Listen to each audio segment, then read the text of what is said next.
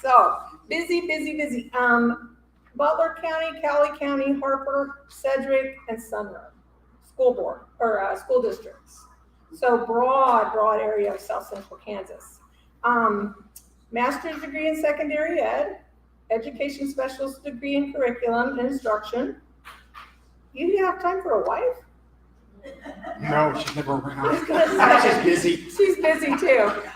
We are obviously many accolades and awards, and we appreciate his taking the time to be here tonight. We're going to just turn him loose, let him talk about all things education related, and then he will wrap up and open it up to you all to ask him some questions. So again, thank you for being here. Well, thank you very much. Maybe look at that. It echoes. Oh,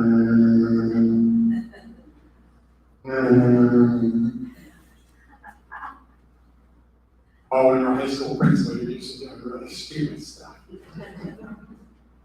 Hey, it's a pleasure to be here. I'm not sure what you really want to know, but I'm going to do three things. One, I'm going to tell you a little bit about the state board. Two, I'll talk about a couple of issues, and then I'll talk about the future, where I think things are going to go. Whether they happen or not, we'll wait and see, but we'll talk about the future. Now, who can remember stuff? Leah, you got it.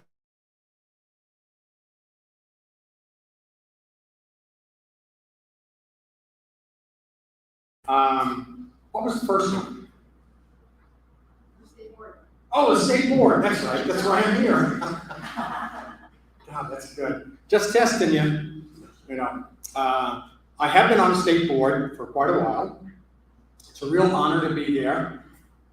It's an honor to have been elected.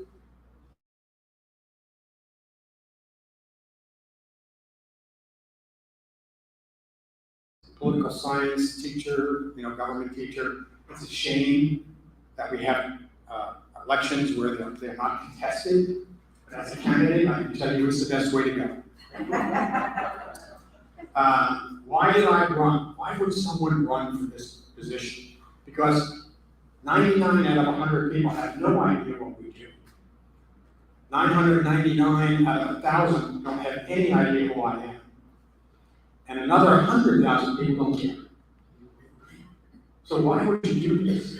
Well, the reason I did it was because a guy named Dave Dennis, your county commissioner now, he was on the state board. And I had recently retired, and Dave said to me one time, "You ought to be on the school board, state board." Nah, I don't want to do that. Yeah, you should. You'd be a good voice on the state board. You'd do a good job. You'd be fun. Everybody would like you. All the nonsense they tell you when they want you to do something that you don't want to do.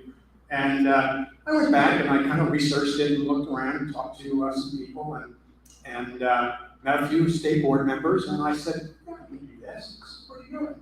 It's a 4-year commitment. Only have to go up there twice a month, once a month for 2 days. Well, that's pretty good." Boy, was I naive.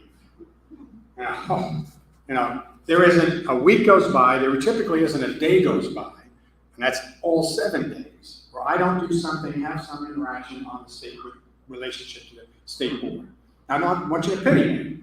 That's not what I'm telling you for. It is not a part-time job. In fact, I don't know how a person who is actually working could do this job. Almost everybody on the board is either retired or a spouse to somebody who works or doesn't have a job. It's not it takes a lot of effort. And I'm not telling you that because I want to feel bad for me. It's been probably one of the most exciting things that I've done. And I've done some exciting things with Leah. We started a whole new school. That was exciting. But for the past years, it's been a real opportunity. I've also had the opportunity not just to work and meet people and have experiences in the state of Kansas that were great for me. I don't know if it's great for them too, but I also was on the National Association of State Boards of Education and was president of that association for 2 years. And I'm still a member of it, NASB, National Association. I'm also on the board of directors for what's called ECS, Education Commission of the States, where 44 of the states come together and basically support each other. It's a nonpartisan research group that basically supports state boards. So if you want to look into a law or regulation or find out about a topic or an issue, you call these guys, and they really work hard and do a good job getting you the information. So you don't have to do it, But so ECS, and I'm on their board of directors as well, and that's been an eye opener, a real opportunity to meet people around the country who are like-minded, who are public servants, and get to know how different states run their school districts or schools. And there's only 6 that do it the way we do it. We always think in terms of people always surprised. What do you mean there's only 6 that do it this way? What is our?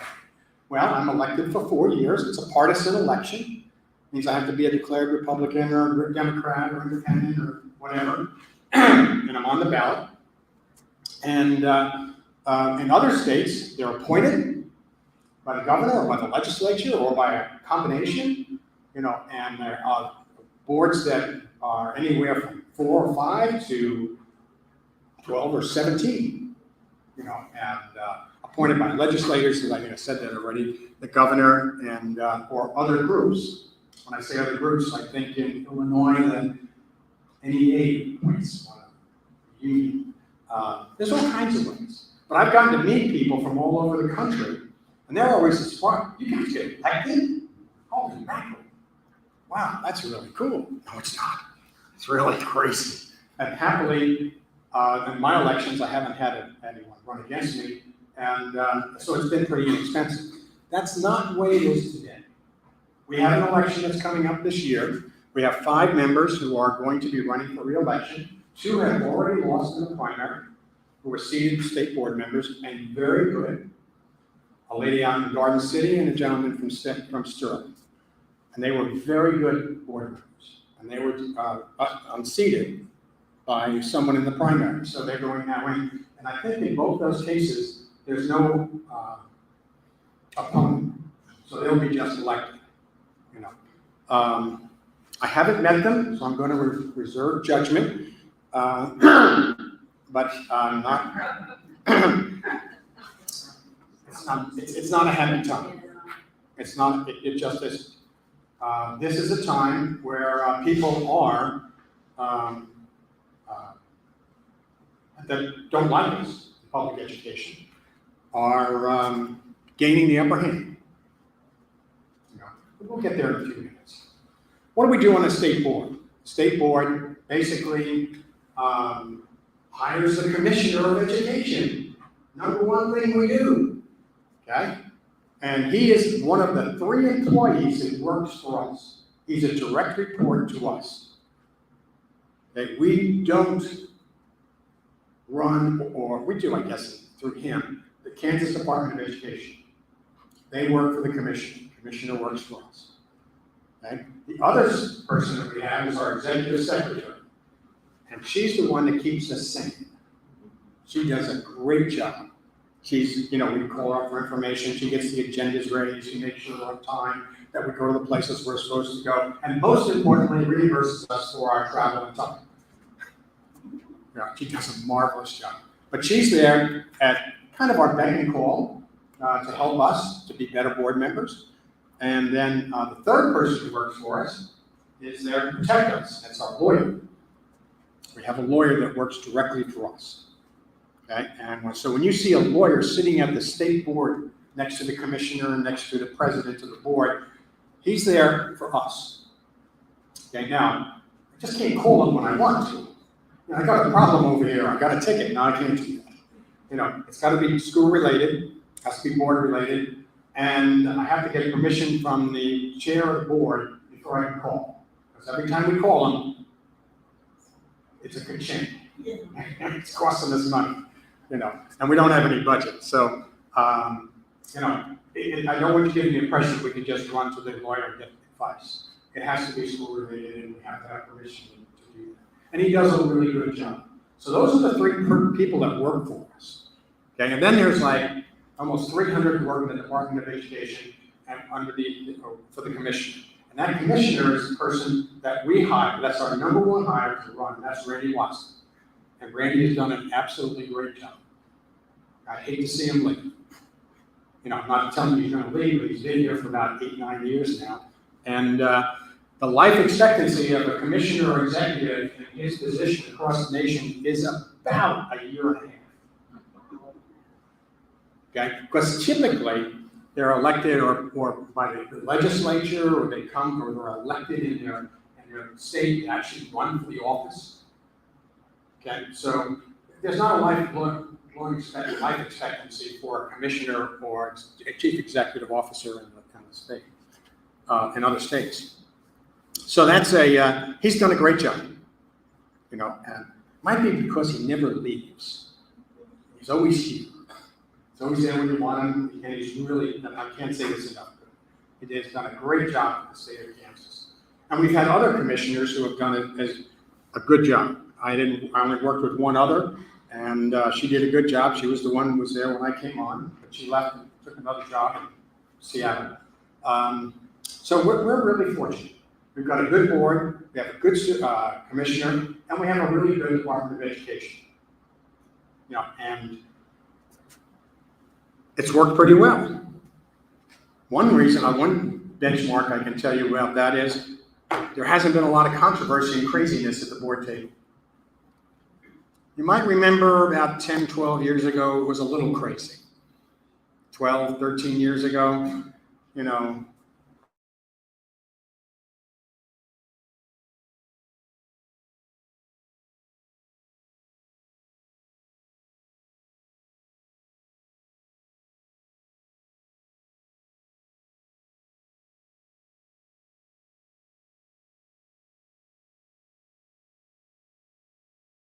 the verbiage and what they've written and what they've said, it causes me alarm.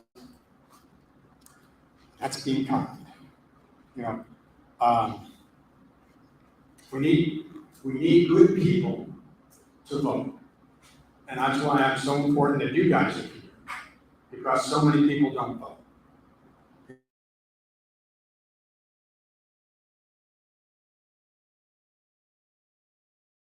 Primary, but we had a great turnout, and that's what we have to see. So, as an old political science teacher, they came out and voted, we got what we want. My goal is I'm going to try to work with the new members, as I have with all the other members. Haven't talked to them yet, so I'm going to give them the benefit of the doubt and get in there and make sure that we partner up. Because on a board, we don't always agree with each other, but we try to find agreement, try to find a way to get everybody there. We almost always try to have at least a 6-1, not a 6-1, but a 9-1 or 8-2 a vote. We really try hard to do that, because that sends a message that this is really what the board wants to do. If you're a 6-4, that's not a good message. It happens.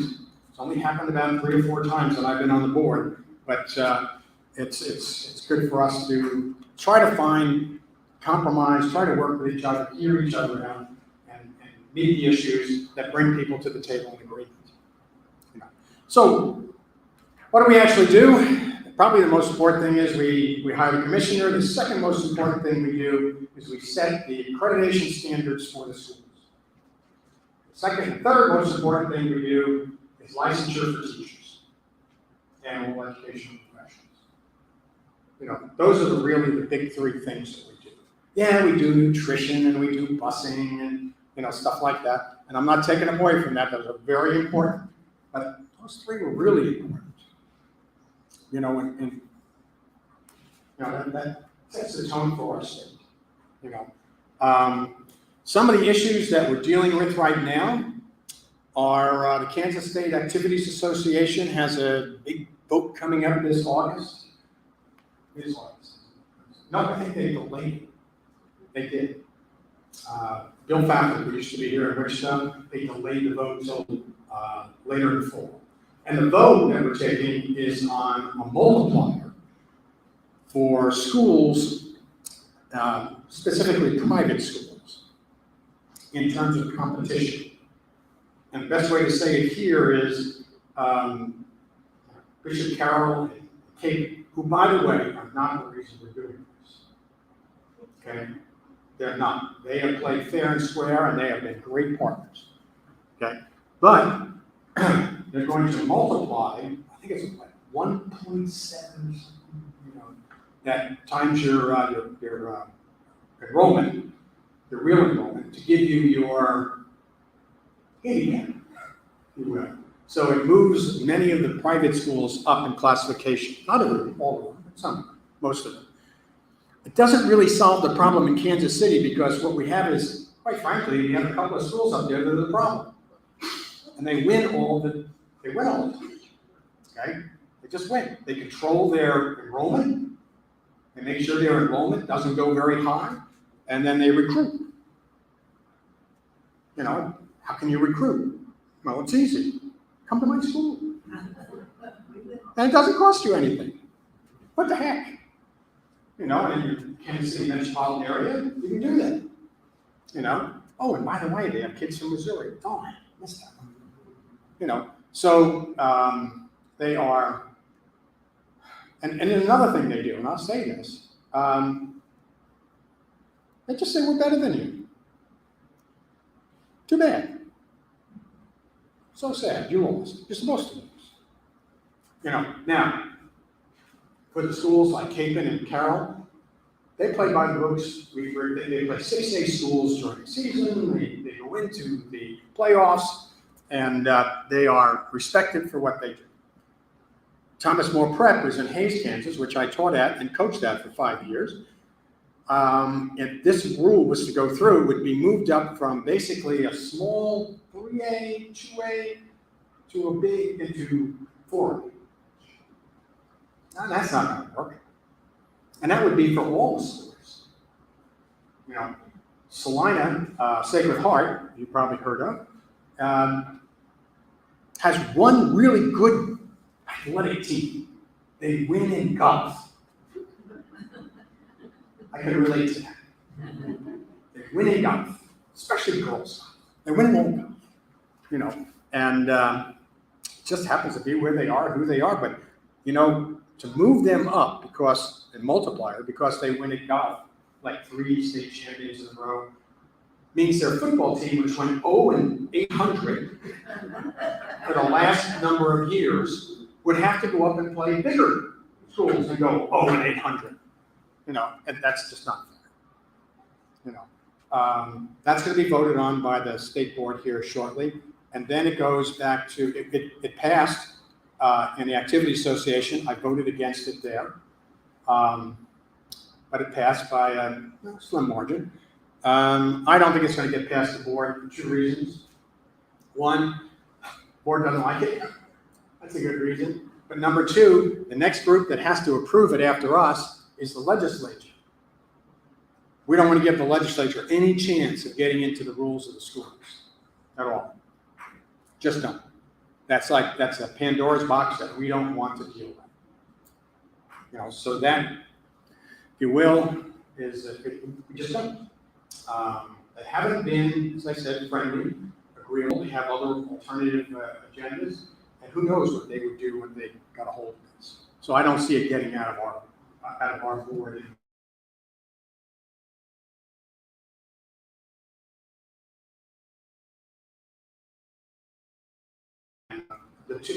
Myself and Dina Horst are on the board of directors. He is on the executive board, but I'm on the board of directors with her for the Activity Association. We both voted against it. You know, so that's coming back, and we've told the board that. So the board is, I'd be really surprised if we had 6 votes on that board for this. You know. Another big issue that's out there, graduation requirements. Graduation requirements have been basically the same for about 115 years. The only thing we've done is add a couple of courses here and there. We added some more English, language arts, we added some more math, we added some science, you know, we just jacked the numbers up. You know, well, people want to keep moving the numbers up. We need more. We need 4 years of English, we need 4 years of science, we need 4 years of math, we need 4 years of science, and, you know, instead of forget stuff. And I don't know if that's the answer. Oh, wait, I'm the chairman of the graduation task force. We have looked at a variety of issues, and I'll share a couple of those with you. One is, we're just talking about adding or deleting credits. Okay, the state already requires 21 credits for graduation. Okay. Then districts are able to add to that. So in Wichita, they've added, I think, 3 or 4, there were 24, I think. And they've added another language arts, they've added a history, US history. God, what else did they add? I can't remember what they added, but they added those. And social studies, US history is 2 US history. So they take that, not twice, just another course.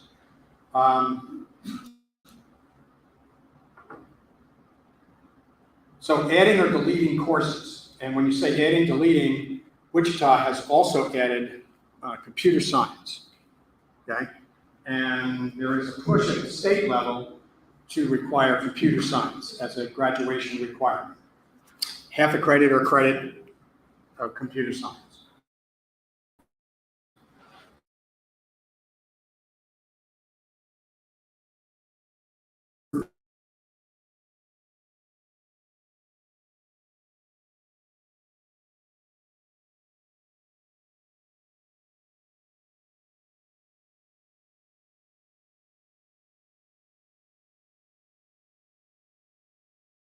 The other 12, 14% of those who are not doing it, hey, don't do it. But that's kind of a local control. Okay, and we've got an historic commitment to local control. They decided to do that. They decided to, so that's a big issue. But then there's other things, or health, for instance, would be another half credit in health. Things that are really, actually make sense. Both of those make sense, and many districts already do that. Some districts don't do it because here's the next topic. The next topic is, can anyone here tell me who the smallest school, high school in the state is? And how many students go to school? Can anybody tell me the largest school in the state? And what they are? Largest is Dodge City. No. No, is it Garden? Is it Dodge? No. Or- It's east. Oh. 2371. They're right behind them. Yeah. And next year they might beat them. Number one. East High. No, that's East High. 2371, I believe. What's the smallest one? Oh, you want to know that? You ever heard of a place called Healy? 12. Healy, Kansas. 12. And you know what? About 5 years ago, they were 35. Yeah, really tough. No. East High is growing. In fact,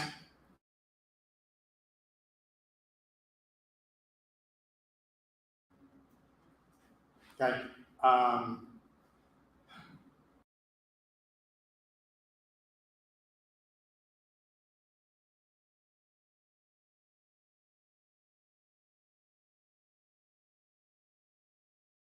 the median was 510. Okay, that means half of our schools are less than 510 in the district, not in the school, in the district. Okay, and now I've got to tell you too, we're in Wichita, we can sit here and say we're fine, we got our schools are going, blah blah blah. The schools in southwest Kansas, northwest Kansas, have been very innovative in bringing education to their students. The salvation are two things. One, their willingness to work together, which they like to do, okay, to stay along. And the other is technology. Okay, those two things have allowed them to continue. The question we always have to ask, which is easy for us because we're in a big urban area, is do we have the finances to fund them? And is the quality of schools at that level really qualify? Now, those are just two big questions.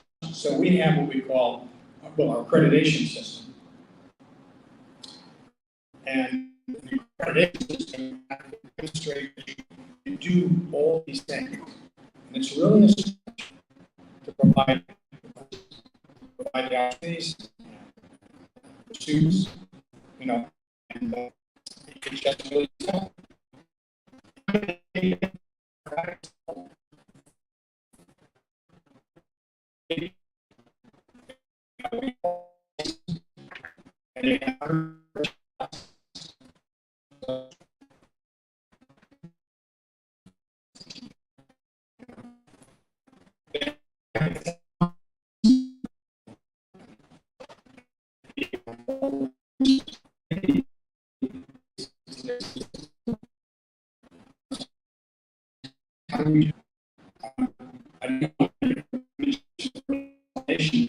It's like lighting match result. Yes, worse than what they do about graduation and other things.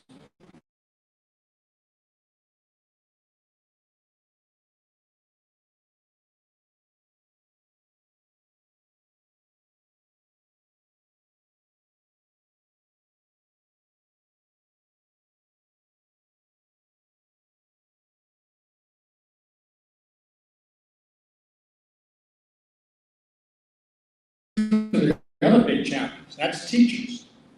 Not the teachers themselves, but where are the teachers? And do we have a teacher shortage? You know, to tell you the truth, in many ways, it's not as bad as people say or want to say.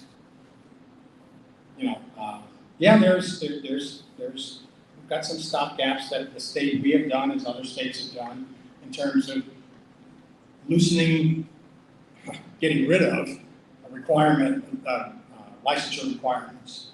You know, basically, I think all you have to be is 17 and not killed anybody, and then people will hire you as a teacher.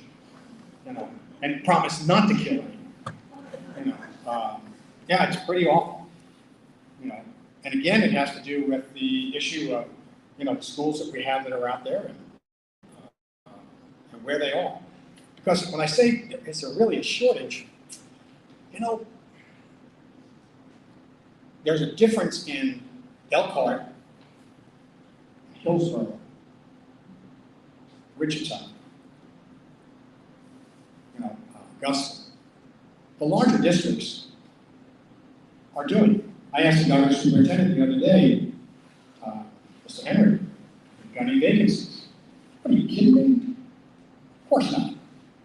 Never had a vacancy. We have a vacancy, we've got it filled within 2 or 3 weeks, at the most. Some of the vacancies that are really paramount are because Leah Castings retired. Science teachers, math teachers, industrial arts teachers. I was a history teacher, there's plenty of us. We're just everywhere. You know, language arts teachers, pretty good. And I was a principal for a long time and had to hire people. So, you know, I know what it's like to try to find somebody 25, 30 years ago in science and math. It's really hard now. So it's in specialty areas, special ed, very hard to find good quality teachers. So we're trying to find a teacher who's got a special ed certification.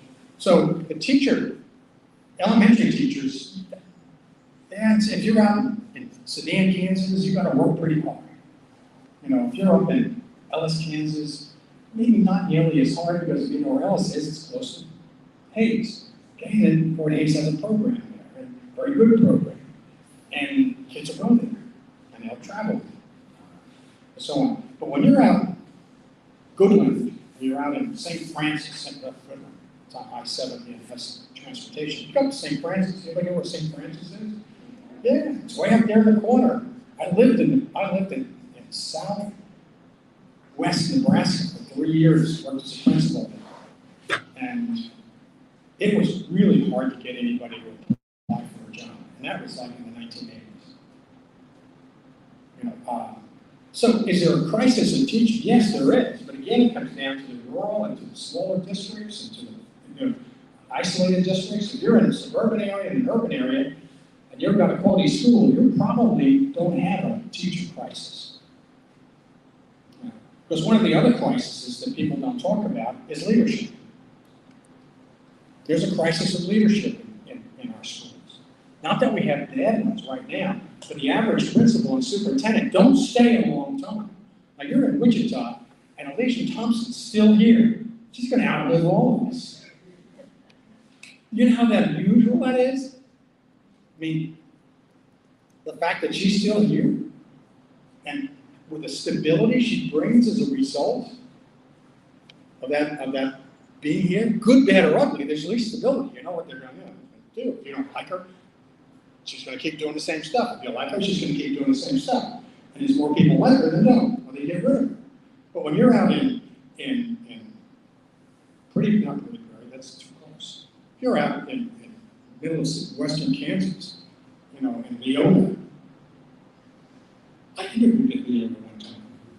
And the guy said to me, he said, "Why are you here?" "To practice interview." "I'm not coming here." You know, they're lucky they can find anyone. So we have a lot of vacancies. Again, it's about that small, and it's about rural, and it's about, you know,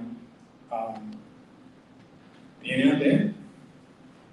You know, we're lucky here, you know, that we have, you know, an urban area, you know, that, and a suburban area that supports. This is a great area to be. It's not typical of Kansas. You know, boy, you guys gotta all be really happy now. You live here, and don't live out in New York. You know, they like it out in New York. I got a brother who lives in Singer, Kansas. He thinks it's great. I think he's nuts. Just telling you, you know. You know, but people like it out there, and it's a great place. You know, and I lived in a small community in western Nebraska called Chapel, Nebraska. You've all heard of Cabela's? That's where the Cabela's are from. I knew them. They were crazy. They were just absolutely crazy. And their parents shook their heads and said, "I don't know." But I lived there for 3 years before I came to Wichita.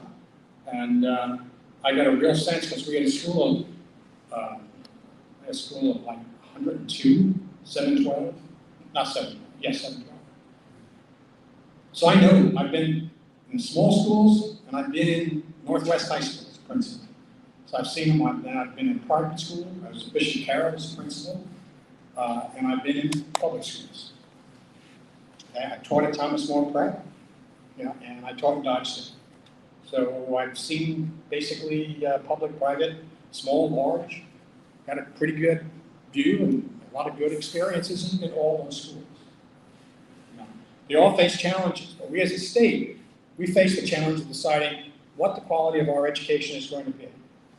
And if we're going to elect people to office whose first agenda is to decrease the budget, and the first biggest item they always talk about is schools, I can tell you right now, you're voting to get rid of schools in western Kansas, and you're voting, you know, for poor and mediocre schools.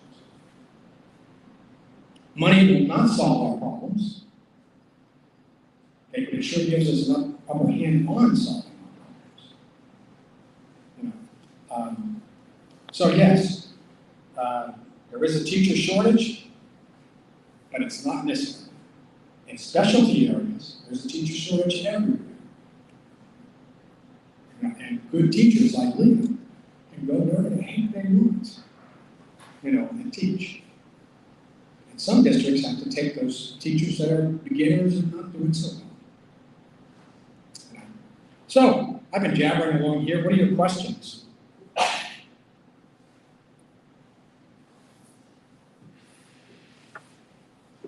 Yes. How does a school with 12 students able to meet accreditation? I mean, 12 You're asking? yeah. I got no idea. It just seems like to me that when you're looking at these things, you have to consider the education that they're getting. And if they're going to leave that school Is this a high school? Is this an? High school, High school. 12. Okay, they're gonna leave that and they think they're gonna go to college. If they're gonna go to K-State, I bet you they're gonna go down real quick. That's a shocker. I mean, it's gonna be, it's, you That know, was a shocker for my daughter, and she was at Northwest. well, Yeah. when I went to K-State, I can remember people, other gals in the dorm that were from these little small towns. And when we talked about things that we were doing in class, things that I had That's right.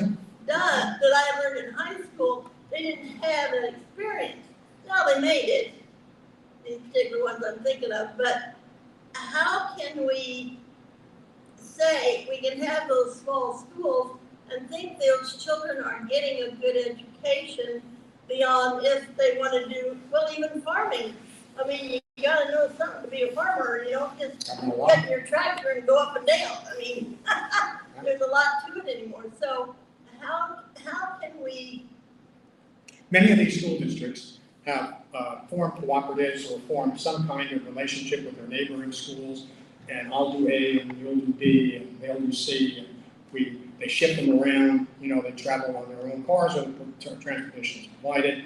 I was in a school in southeast Kansas, a small school south of Pratt, I can't remember what it was now. And there were a group of students just like you, right, sitting at a table, and each one was on a computer, and each one was taking a different class at that time through technology. So yes, the quality of education you would assume is going to be less because they don't have the opportunity to have the skilled people to present it. So they've reached out. That's why I say these smaller schools have really been, small districts, have really been aggressive about utilizing technology and collaboration, cooperation between them. But even that comes to a point where your question is, how can they provide a quality education? And at some point, that begins to break down, even with the best interests and the best efforts by good people to make sure it's there. So that is a big question that faces us as a state board as we go through accreditation. If it wasn't for technology right now, those schools would not be open. And if it wasn't for the fact that they collaborate, even though they didn't want to do it, okay, they wanted to keep their own focus on their community. They've collaborated with neighbors, and they've done a good job. So I don't know when that timeline is going to run out, but I will say this: we've got good people keeping those schools open. I don't know, and I know that parents and business people in those towns appreciate that very much. Good question. Good people are keeping them open. yeah, to me, and I understand because I've heard the other side of the story. I actually went to high school in Hayes, Kansas. Hey, And I lived in Garden City, and my children were in a very small school in North Dakota at one time. And the argument often is, because people say, well, just consolidate. And that's not always the answer, because they were complaining how much time their children had to spend on a bus to Sure. get to school, because the school was pulling in all these, and so they Sure. were feeding in from such distances. So that's not always the answer, and I understand that. But I also, and this concerns me a lot. I'll go back to, I graduated from high school in 1967 in New York, Long Island, Oyster Bay, New York. Okay? Had no idea what Kansas was. It was in the middle of the country. It was a dark world, and I ended up coming out here. And I had no idea what was going on in Kansas at that time, but in 1966, that was when they unified. It took them almost 20 years from the first initial efforts in the late 40s to get to the late 1960s. And they unified those districts, and they had to have three things. They had to have population, I don't remember what it was. They had to have square miles, don't remember what it was, and they had to have assessed valuation at a certain level. Okay? Those are the three, I don't remember the numbers, but those were the three to be a viable district. Okay? And then the county people started who's my friend, how can we do this? And if you look at the district, the school district map around the state, it's really jerry-rigged. It's just crazy, you know. But that's because they got together with their neighbors and formed these districts. Gotta love them, gotta love them. Yeah, and they did it, and it's worked. Okay? But those numbers, and square mileage, you know, assessed valuation, population, those numbers have changed. And we're not adjusting to those numbers. And was it hard? Yes. Did people lose their political careers? Yes. Several people that took the lead and took the pen. You know, doing it. They were real citizens for us. Yes. What percentage of our public school money in Kansas goes into the sports program? Fortunately, none. So less than 1%. Now, when I say that, if you take the teacher's salary of, say, a biology teacher, teaching biology, and coaching, say, cross-country, girls basketball, and track, okay, there's those, and you count that salary as a biology teacher first, it's probably really expensive. But their job is to teach biology or English. The amount of money we spend on athletics, when I say isn't much, in the scheme of the whole budget, I can't give you proportionality. I should figure this out. Teacher, a coach, you're the head coach at Northwest High School football. You are the highest paid supplemental in the building. Now, a supplemental is an addition to your contract. So say your contract is, just say, $50,000. And you're going to get, you know, another, let's just say $2,000 to coach. I think it's 2,200. Let's say 2,000. So you're now at 52,000. You know, you're Western Charge, you know, coaches at Cape and coach for me at Northwest. He always perceived himself as a coach first and a teacher second. And that's okay. You know, when I was coaching, I perceived myself as a teacher first and a coach second. But they're both teachers. And he did a good job. Okay? But yeah, they don't get a lot of extra money. Then you can put in there the amount of dollars that we spend on equipment, facilities, travel. It's really in the whole budget, it's not a lot of money. If it's 11%, I'd be shocked. I'd be shocked. And I ran the place. My husband's a football coach, and I don't think the head coaches make the 2,000 anymore. I don't think they do. From what I have seen from their, what I have seen on the personal side. I mean, knowing the head coach and too. So, Okay, but it could be, yeah. And so it's from what I know from that, they make I think a penny an hour. Well, not, yeah, but there's a lot of expenses beyond. Oh, the expenses, well, the expenses that people don't know, you know, those are I the mean, ones you're that. talking about capital expenses, you're talking about maintenance expenses, you're talking about janitorial expenses, you're talking about, I mean, there's just a lot of expenses. But you're saying it's less than a couple percent. I'm saying at least 10%, 11%, I'd be surprised. Well, that's pretty high. Well, And that money could be- when you have, you know, that money being spent, well, actually, then we made money. I don't remember that. You know, we generated a lot of money in Northwest, and now when I was in Northeast, we didn't generate any money. You know, in sports, we didn't have any. But football generates the most money. It's really easy to put on, fixed costs, you know. But you're right, you gotta mow the grass. Oh, it's artificial. You know, so we have to vacuum. Yeah, there's a lot of things out there, but I wish I could go do this again for you, because I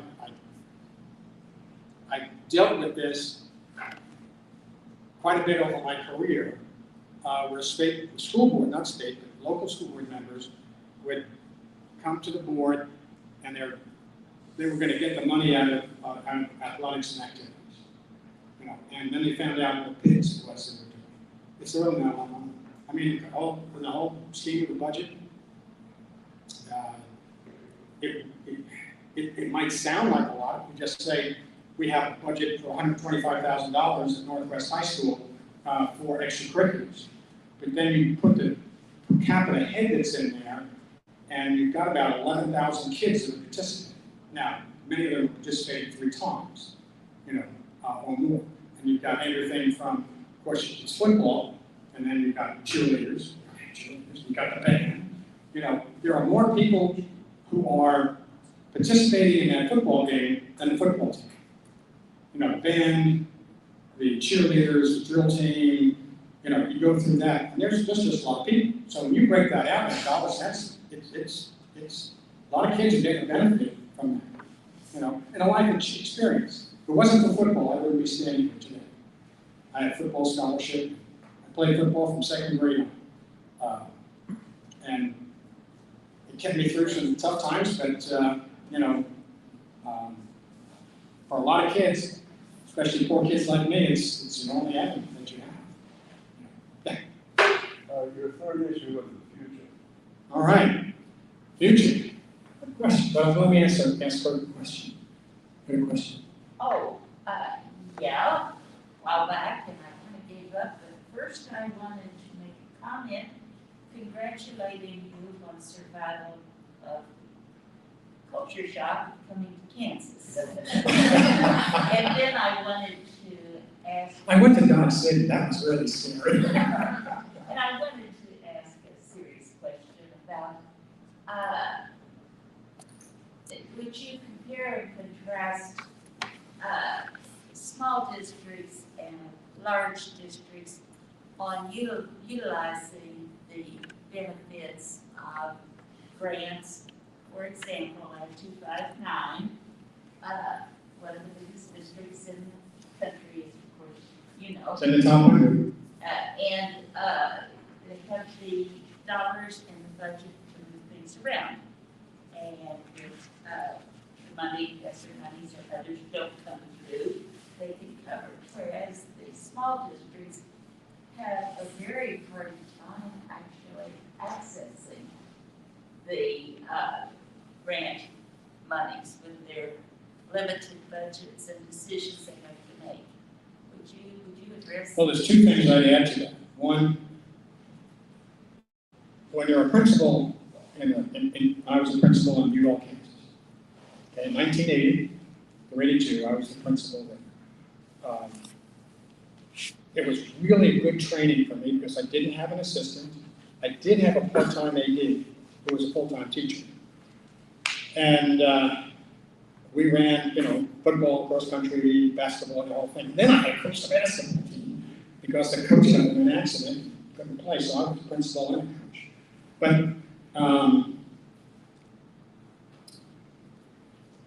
it takes a lot of money to run the programs. It takes a lot of time, effort, and energy, and sometimes it seems like the tail's wagging the dog. But I will tell you that overall, at that time of students' lives, that's really important to have those opportunities. And we make sure we're providing opportunities for all kids. So there's a chess club too. I don't think I'm answering the question. Let me refocus. Compare and contrast smaller and larger Okay. districts and how they're able to access funding, particularly Yes, federal funding that's coming to us because of COVID. well, funding Yes, overall, sir. regarding ESSER or, the funding is not enough for small or for large schools. It just isn't. But all the things that you have to do with the funding. And I always get in trouble when I do this, so I'm going to put a caveat first. This does not mean I don't want to fund what I'm about to say. But one of the biggest funding challenges of public schools is to provide services for special needs students. The law says the government's going to give us 90%, they don't give us 60%. And that has to come out of the main budget. So that takes a whole lot of money out because you have to provide those services. And I was there when they first started those services as a principal, and we needed to do that because before then, we just told them to go home. And that was cool. Special education, special needs students. But at the same time, you can have one person or a person and a half, which means a full-time person and a full-time para, taking care of just one student. As I did at Northeast Magnet. Most expensive thing we did was take care of that young man, and it was worth it. But it was the most expensive thing we did. The cheapest thing we did was teach history. That's what I used to teach. You put 25 kids, 30 kids in my class, and I just wing away. You know, as a football coach and a young guy, they basically went along with me. And I was the least expensive teacher in the building. You know, so when you look at the budget, you look at it, it's like, what's costing the most money? What's good? But that doesn't mean, and I come back to this, that student needs those services. And we should be doing it whether there's a law or not. You know, but understanding how the budget's spent in schools is really important. You know, you get X amount of dollars, and let's just say, oh, what's the 12, 14,000, 12,000 students? Something like that. You know, I think it's up to 14. Okay? But the student, who's your average kid in school, just gets on the bus, comes to school, goes to class, sits in a class of 20 to 25 people every time. That's costing us $800. You know, I mean, it's not costing us hardly anything. You know, because there's so many of them. But he doesn't need the special needs. He doesn't need that money. You know, and though we can sure use it because he can do some stuff, as she could too. But the reality is,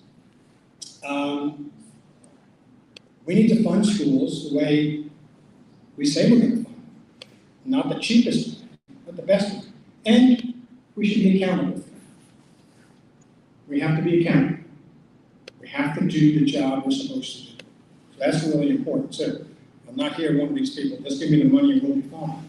No, we have to hold you accountable for what you do with that money, the service for kids. Yeah. Maybe you can see this in like the future, because his question comes to mind, but I was hoping I was going to get time, and she's not, because one of the things I wanted to ask is, starting this year, how many teaching positions do we have open on the first days? Nobody did. We don't know. We won't know. I can tell you what was last year's, but I can't tell you what this year's is because we just don't know. We don't have. I myself has twice been placeholder, and I stayed as long as 9 weeks.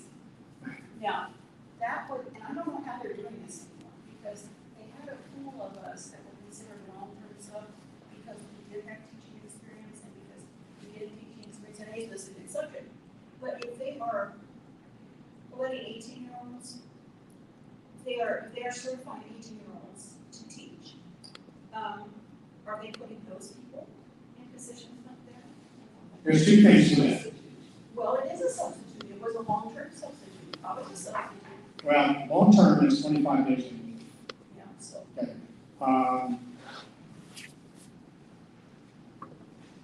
Are they going to let those people do that? I guess is my question. We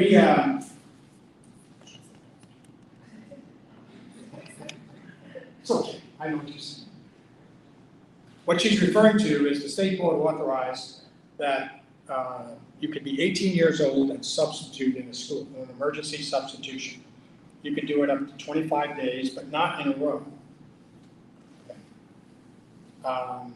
You can, and it's only a 1-year deal. In fact, we said we don't really want to do it.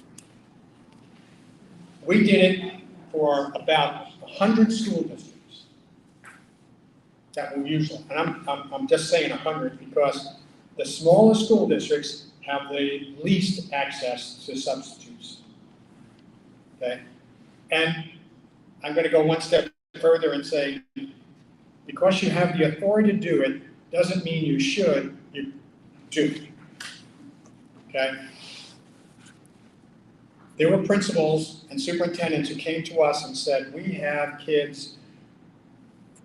Quite frankly, because we couldn't find anybody who was seniors in covering classes. You know, and by the way, they did a better job than some of the regular subs.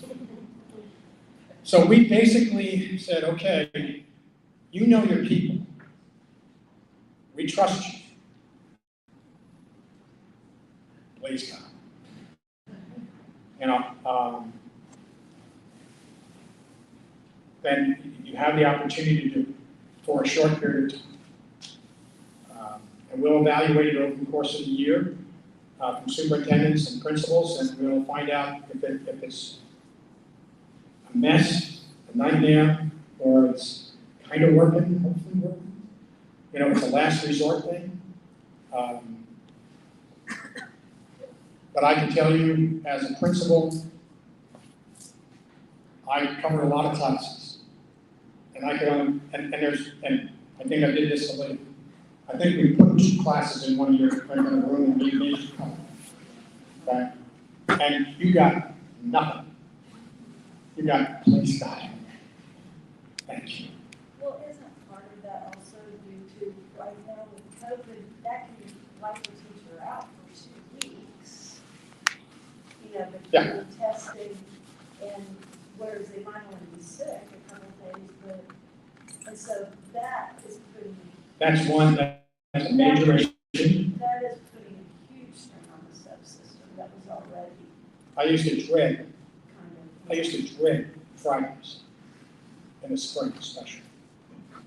You know, we would have, and I would tell, I told the staff this, I can tell the difference in the culture of the school when 10% of the staff is gone. Just takes 10%, the culture changes. The attitude in the halls changes. Kids don't like it. They hate it. You know, it's to be a student on a Friday and say I came to school and go from first, second, and third, or go first, second, and fourth, or whatever, and you've got 3 subs in a row. You know, whether they're 18 or whether they're 80, you know, doesn't make any difference. You had sub. Sub is never as good as the original teacher. You know, that puts a burden on them. And sometimes it was more than that. You know, yeah, you have to, it's a management issue that, and by the way, it wasn't the teachers were all skipping out. We were sending them on field trips. We were sending them on, you know, sports events. We were sending them to go play golf. You know, we were sending them with the football team, go to Garden City. They had to leave at 11 o'clock in the morning. You know, and I've got 7, you know, teachers taking off with them. You know, who never have a problem in class, by the way. You know, I mean, so it's really a challenge. And Lee can tell you this, you know, I would tell people, please do not leave on Friday. You're killing the kids. You know, but that's one of those in-house things that we know about, you know. So I'm gonna bring you back to his question, and then I'm gonna add one thing to it, and then we'll start winding up. But, so about the future. So unfortunately, my perspective on the future is, let's ban books. Let's be out there shooting off our mouths about critical race theory. Let's be anti-mask. Let's be anti-teacher. Let's be anti-public education. Is that the future we have to look forward to? I don't know if the news. Well, you tell me, will it be the news tomorrow? Probably. Yeah, listen, I'm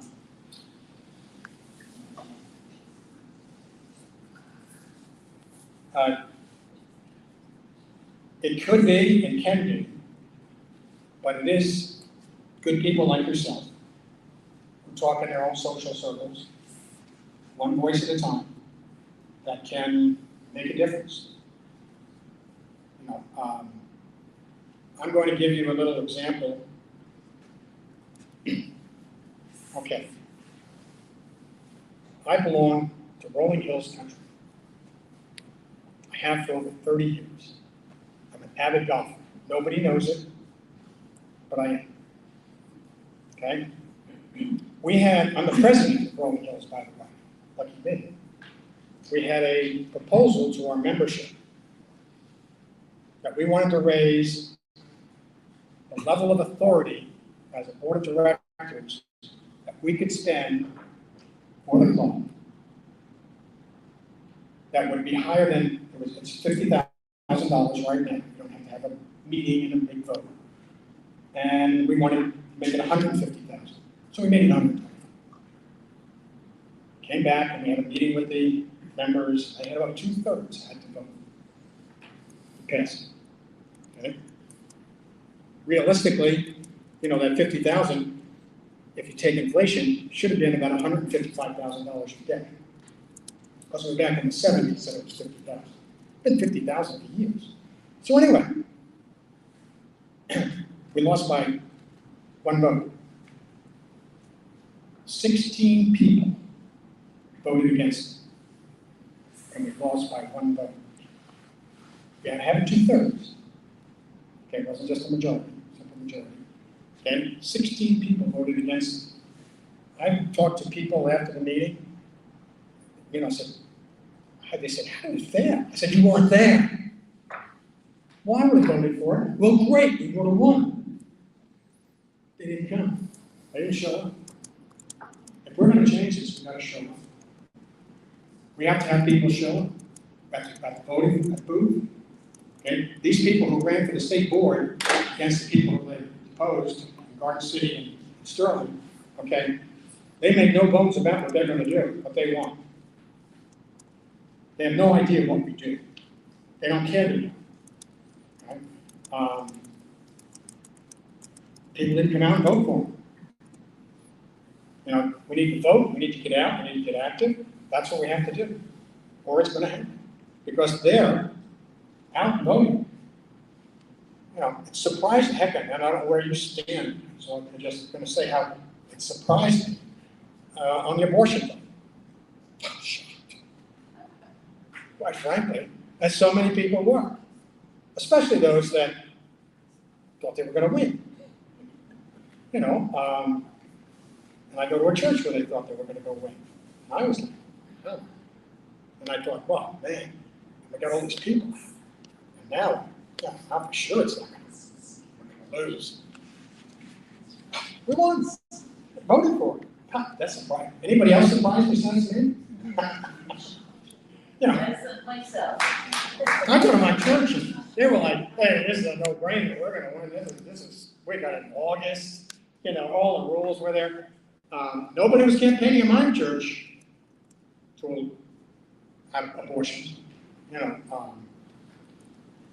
I'm not here to any side. I'm just saying the vote just was, and as an old political science teacher, you didn't just lose, you got trounced. And more people in Kansas came out and voted than in any election in recent history, or any history. And I used to, and by the way, if you read the polls over the years, it always said that about 58, 57% of the people, were for abortion, should be legal. But they never came out and voted. They came out and voted this time. And that was the difference. Okay? So how do we get them out and vote? How do I get from having 19 people? The state school board election or the local school board election, like sexy. How do we make it the issue that everybody has an opinion on and wants to turn out for and understands what it is Hard to the understand. school board I've done a very good job. does? Yeah. Yes. This last primary was the first time that there was a contested primary in any district for the state board in recent memory. And every one of them had a contested, and like I said, 2 of them lost. We got to get people out to vote. We have to get people to want to do it because this is the future. Okay, we have 2 new board members coming on. We already have one who's not pro-education, public education. She'll tell you she is. She's not. Okay. I'm not going to tell you her name is Dombrowski. Okay, I just said she's a very nice lady. Okay, but she doesn't have our best interests as public school people.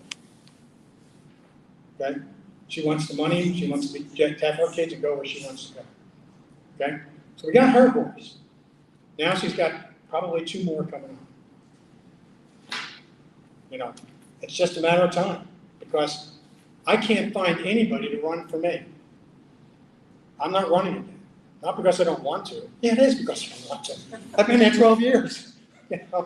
It's time to move on. And Is there a term limit? Is that why? No. Janet Watt has been on the board for 28, 24 years or something, she's leaving because it's only got, one lung in it. She's 84 years old. She's leaving too.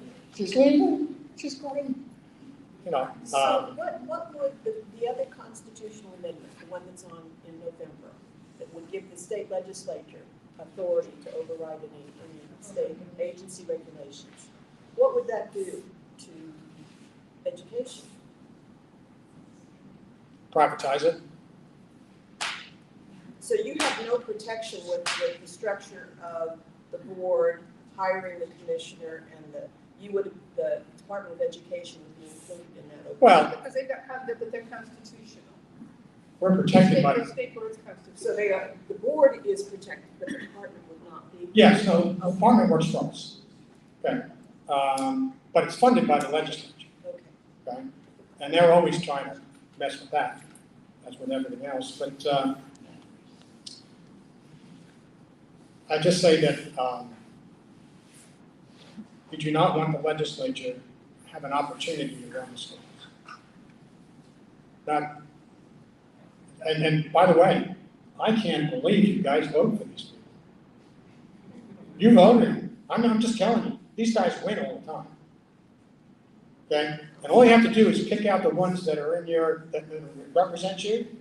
They don't represent us. Just tell them.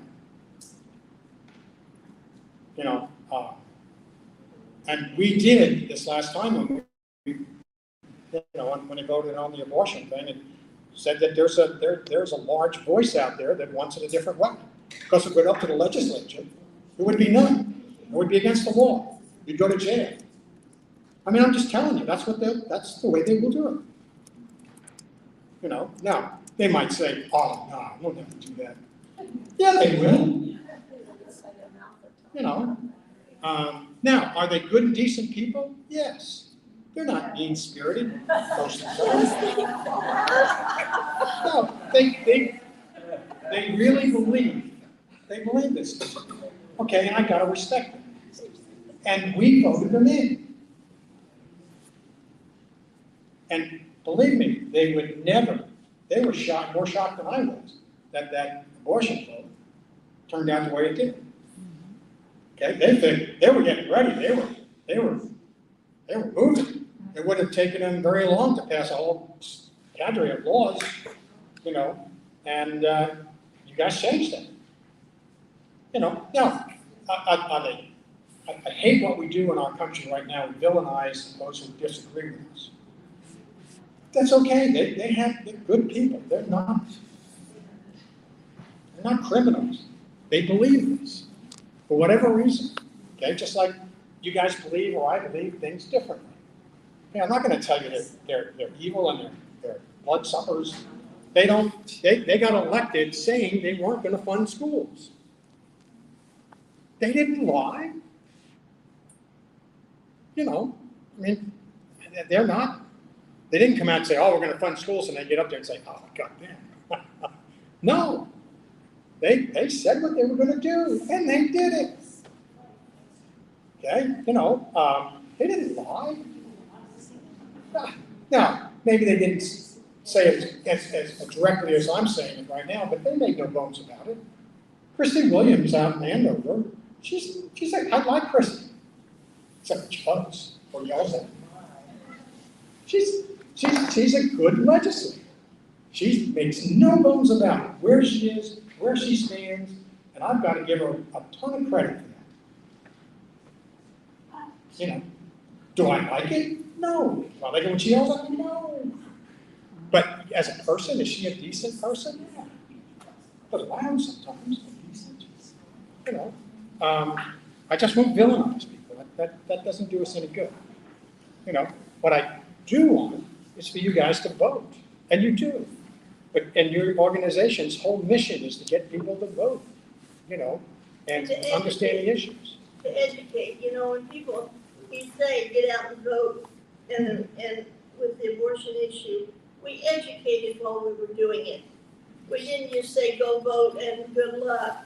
We said this is what's going to happen if you vote yes, this is what's gonna happen if you vote no, and we educated, and we did it over and over and over. I mean, I got some. Have to do it again and again and again. Yeah, but the point is, that's what you have to do. I mean, how does QVC sell you shoes?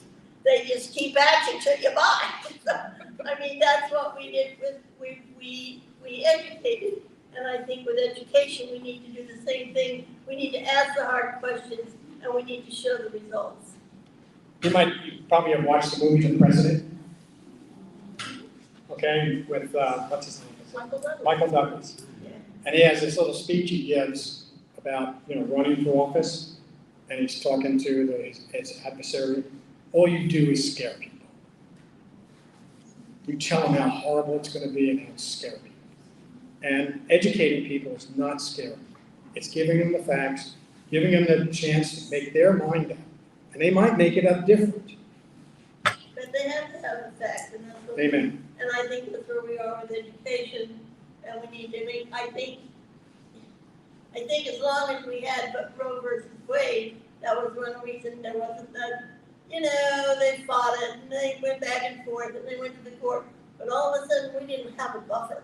And I think that scared people, and I think we need to look at education the same way, Thank you. in that if you're, this is what can happen, guys, Yeah. if you go too far. Part of Oh. the reason though is that we made it too hard for people to vote in general. Maybe if they could take off work to be able to vote, There's or those they had a day days. off to be able to do that, it would, I think that's part of the problem people like voting because it's too hard to vote. Well, it is amazing that one group wants to restrict voting and another group wants to open it up. They want to manipulate it. Yeah, it didn't work for them last time. Related to future trends that Martha talked about is what we're hearing nationally is a lot of push for parental rights, which now means something more than it ever had when my kids were in school, to kind of be in the classroom telling a teacher what they, 20 different parents telling a teacher 20 different things to get something done. How do you see that kind of moving into Kansas as well, like Oh, yeah. governor's election? Kansas Bill of Rights, Parents' Bill of Rights, it's in the legislature is just pounding that. It's almost, it's really sad, because I don't know what we did to them or didn't do to make them feel like teachers are the enemy. I've always had, in my career as a teacher and a coach and a principal, parents that were obnoxious, knew all the answers, wanted to know why I didn't do this or do that. But they were the minority, and very small. And now, it seems like in almost every community, there are advocates who are disruptive to the process, and is one of the cornerstones of why teachers are leaving. Is a lack of trust, lack of respect. Well, as teachers, no one tricked us into being a teacher by saying, you're gonna get lots of money. No, that was in the loyalty. No, did it because that's what we wanted to do. In 7th grade, they asked me what I wanted to be, and I said I wanted to be a history teacher and a football coach. Like it. It guided me. Because I also knew at 5'9" I was not going to be a professional football player. I had a sense of reality. But even there, teachers get into the business. They know what they're getting into. And regrettably today, my daughter's a teacher up in Kansas City, and has been for about 14 years. And my wife was a teacher in USD 259. And we have common experiences, and my daughter never, when she was growing up, what are you going to do when you grow up? I don't know what I'm going to be, but I'm not going to be a teacher. Please, the library will close in 15 minutes. Or have to check out. Staff are available near the self-check stations. So just maybe to end this, Please She take was- all documents she and came to us complete one day and all said, printing at this I time. am Thank you for visiting. gonna quit my job at the back. Public Library. Really? You're not gonna move back in with us, are you? You know, no. Now, don't yell at me when I tell you this, but I'm gonna be a teacher. I said, what? You're gonna be a teacher? You're gonna be, oh, you'd be a great band teacher. You'd be a great business teacher. He says, no, I don't want to teach those. I'm gonna be a facts teacher, which is homemade. And I said, you hated facts. You hated cooking. She's a facts teacher. You hated junior high. She's in junior high. My prayers were answered. She's suffering greatly. A lot of young kids are in that looking at it. And we have to be open, especially for those that are moving from one industry to another, one business to another. And try to find ways to help them transition. She had a very good transition plan for K-State, and she was there to a school in Missouri, the classes she took on online. And they got her into, it took like less than 4 months. Okay, but she was a good student and whatever, and she had a job waiting for her, because you can't find facts teachers.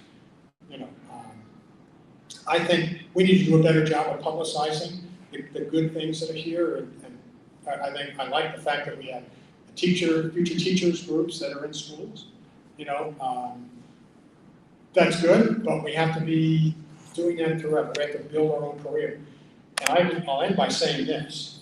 I used to say this to teachers.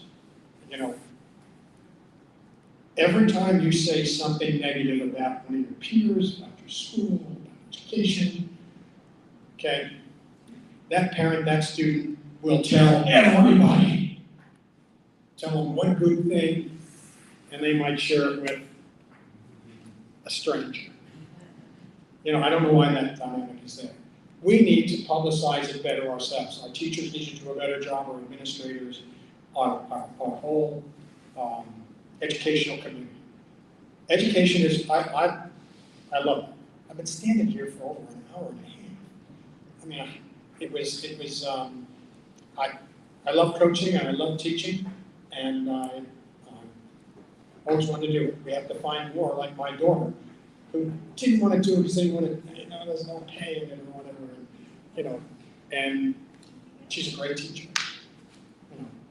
I even snuck in one time in her building and she knows there.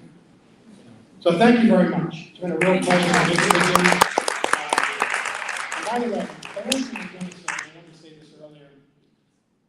I don't know about you, but CRT, I never heard of CRT until somebody complained to me about it. I have no idea what the damn thing is. Still don't. Critical race Sure theory. as anybody else out there, but they all I think mean, they do. There is not one school, we don't have any standards. I've been yelled at, you have standards, you're pushing it into schools. I don't even know what it is. I can't get people to do the things I want them to do. How can I get them to do something I have no idea what it is? I mean, Very true. it's crazy. But that's what the people who don't like us. It's like a dog whistle. Thank you. Thank you.